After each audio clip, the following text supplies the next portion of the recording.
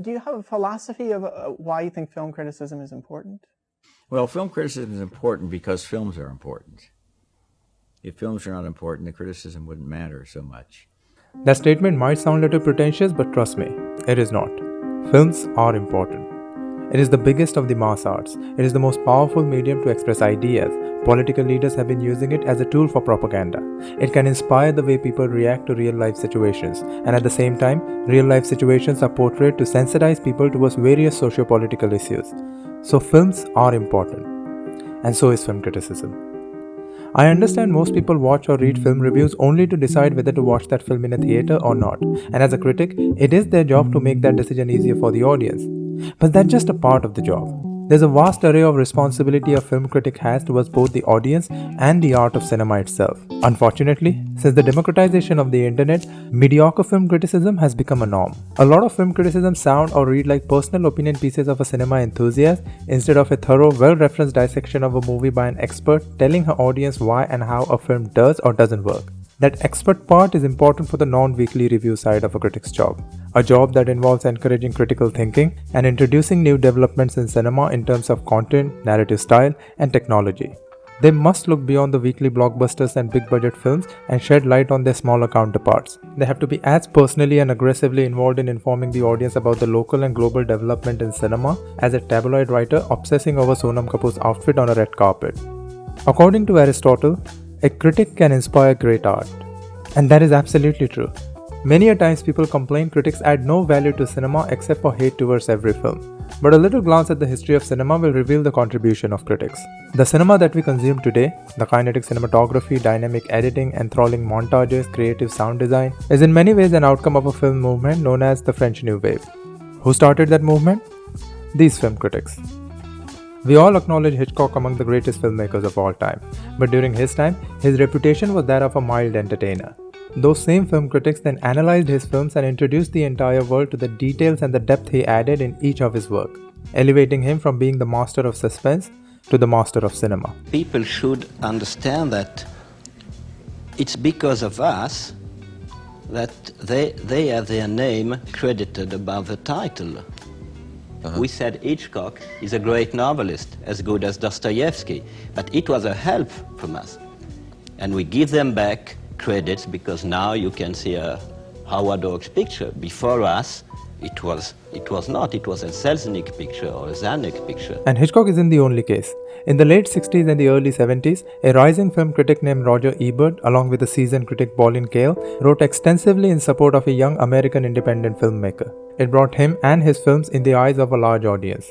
Who was that young filmmaker? Martin Scorsese. Ebert continued his support for young filmmakers till the end of his career, with Ava DuVernay being the last to benefit from his review. No one was reviewing the film, no one was booking the film, and I sent it to him, and I asked him if he'd look at it, and he did. And he wrote one of the most beautiful reviews I've ever read for anyone, and he wrote another one, and he tweeted 27 times and raved and told friends and did a TV a review about it when he was using Bill Curtis's voice. And he lifted that film from nowhere and lifted me up with it. It shows how film criticism can be used as a tool to discover unexplored territories. Stating the obvious is something a guy with a laptop and an internet connection can also do. Tell your audience something that will help them appreciate the film better. Shed light on stuff that only you as an expert in cinema can shed. Don't just review films. Critique them. Now this is where I want to talk about something that I almost never find in any film reviews, and that is a discourse on filmmaking. Cinema is both an art and a craft. It is not just about the content. How a filmmaker uses film form to represent that content matters equally. And a majority of film critics do not write anything about form. And even if they do, they talk like this. Giving credit where credit's due, the movie is a very well-made period piece. You're having a dinner party, you're having some friends over, and you just need something in the background for ambiance. This movie is that. Nitin बेद की editing बहुत sharp है, बहुत crisp है. No shit, Sherlock! Cinema is a visual and an oral art form. So if you don't talk about how sound and image is used to convey ideas or emotions in the film, then you are neither doing justice to the film nor to the audience. But most people don't go to movies to see framing and technical ingenuity. Yeah, but they want to laugh or be entertained. Yeah, but they receive picture through that. Yeah. Exactly. The experience we go through while watching a film is received through image and sound, and that's why you must talk about the craft. You don't expect a cricket commentator refusing to talk about field placements during the game, or Sanjeev Kapoor not talking about ingredients while preparing a dish. Then why accept film critics not talking about the craft in their review? Now, I'm not saying that a review should be full of filmmaking analysis, no. Just a little would do. Even a sentence would suffice. Don't just use empty adjectives like this. Phantom Thread is visually sumptuous and elegantly staged. Instead, you can describe the same thing in a more meaningful way. For example, but the camera circles around these staircases that give you the impression of an ivory tower, and then at other times take you out into these strange forests. You know, the Beauty and the Beast analogy is there. A statement like this then adds to the audience's experience when they watch the film themselves.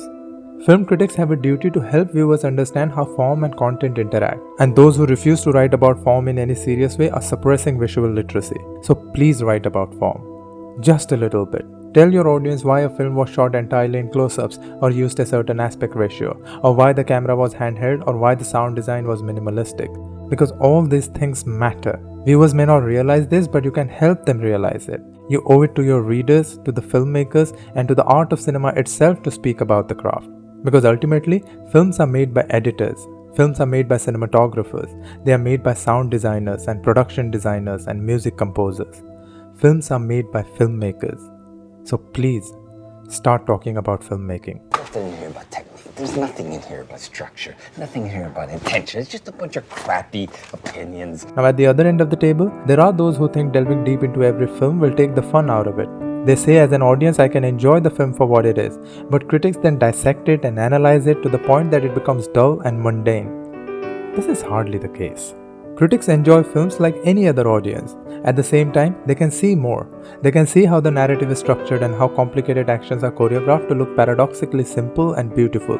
They can enjoy the beauty in small things like a precise cut that transcends space and time. They can even shed light on certain filmmaking decisions like why the film was shot on digital or film stock. Why were certain instruments used to produce the background music? Does the use of colors have any cultural significance? These questions can then lead to some interesting observations, like how the rains in original Blade Runner could be closely related to Ridley Scott being an Englishman, whereas the snow in the sequel could be related to Villeneuve being a Canadian. It informs you how the personal experience of a filmmaker can influence the look and feel of the movie. A good film critic facilitates all of this information. Criticism doesn't make the movie-going experience dull. It in fact adds to the excitement. It adds to the mystery and the awe of this beautiful art form of cinema. As Richard Feynman once said, there is a great pleasure in recognizing old things from a new viewpoint. He said that in the context of science, but it is true for cinema as well. So if you love films, then read film criticism. Read good film criticism. Expose yourself to multiple viewpoints. Don't read or watch a critic just for her style. Watch her for what she has to say. Richard Brody is one of the best film critics working today, and I hardly ever agree with him. But I love reading his reviews because he challenges my understanding of cinema. So I urge you to seek reviews from critics who know more about cinema than some 20-year-olds who can't differentiate between a continuity error and symbolism. Seek reviews from people who are expert in cinema and have different tastes than yours. Otherwise, it will only feed to your confirmation bias and hinder your growth as a film viewer.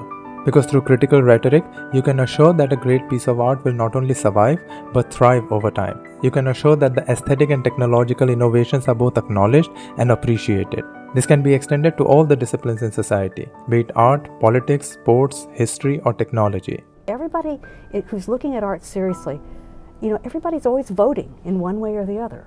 We all vote. My vote has a kind of immediacy and a kind of prominence for a while, but after a while it's just another vote. So with the current unprecedented access to information, not engaging yourself in critical thinking will directly lead to suppression of curiosity, lack of innovation, and death of intelligence. It's not about subjective taste, it's about objective quality. It's not about dumbing down, it's about reaching out. I can only speak for cinema as I belong to this discipline, and as a film person, this is both an exciting and a daunting time to witness the evolution of cinema. Because with each passing year, the films are getting bigger, but the ideas are getting smaller.